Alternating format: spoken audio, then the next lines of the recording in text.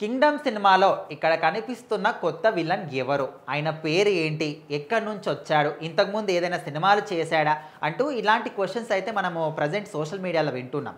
అయితే Kingdom cinema నుంచి trailer వచ్చిన తర్వాత చాలా అద్భుతంగా ఉంది. ఫస్ట్ టైం ఒక మంచి క్యారెక్టర్‌లో మనకు విజయ్ దేవరకొండ గారు కనిపిస్తున్నారు. ఇప్పటివరకు గత 2, 3 సినిమాల నుంచి కూడా ఫ్లాప్‌లో ఉన్న ఆయన ఈ సినిమాతోని డెఫినెట్‌లీ మంచి హైప్ అనేది వస్తుంది. మళ్ళీ ఫామ్‌లోకి విజయ్ దేవరకొండ గారు వస్తారు అని చెప్పేసి ఫ్యాన్స్ మాత్రం చాలా హ్యాపీగానే ఉన్నారు.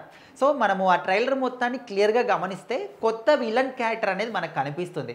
అయితే ఆయన పేరు వెంకటేష్ పీవీ. అయితే ఆయన మలయాళ ఇండస్ట్రీకి చెందినవాడన్నమాట.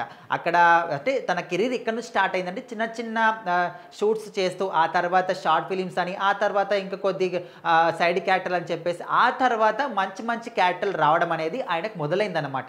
సో ఆయన యాక్టింగ్ లెవెల్స్ అనేవి చాలా అద్భుతంగా ఉంటాయి. మలయాళంలో ఇప్పటికీ ఆయనకు మంచి క్రేజ్ ఉందన్నమాట.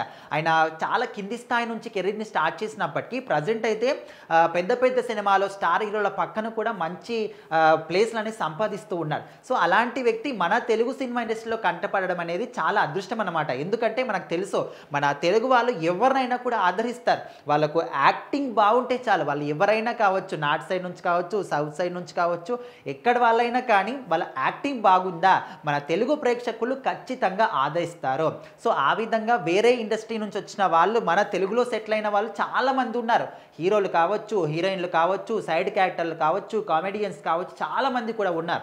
సో అదే విధంగా ఈయన మలయాళ నటుడైనప్పటికీ కూడా ఈ సినిమాలో తన యాక్టింగ్‌ని బట్టి డెఫినెట్‌లీ మన తెలుగు సినిమా ఇండస్ట్రీకి మరొక విలన్ క్యారెక్టర్ దొరికాడురా బాబు అని అనుకునే రేంజ్‌కి మాత్రం సినిమా డెఫినెట్‌లీ తీసుకెళ్తుందని చెప్పేసి కూడా మాట్లాడుకుంటూ ఉన్నారు. ఏదేమైనప్పటికీ ఇలాంటి వ్యక్తులు అంటే ఎవరైనా కావచ్చు వాళ్ళ యాక్టింగ్ లెవెల్స్ బాగా ఉన్నాయా మన తెలుగు సినిమా ఇండస్ట్రీ ఖచ్చితంగా ఆదరిస్తుంది. వాళ్ళని నెక్స్ట్ లెవెల్‌కి తీసుకెళ్తుంది.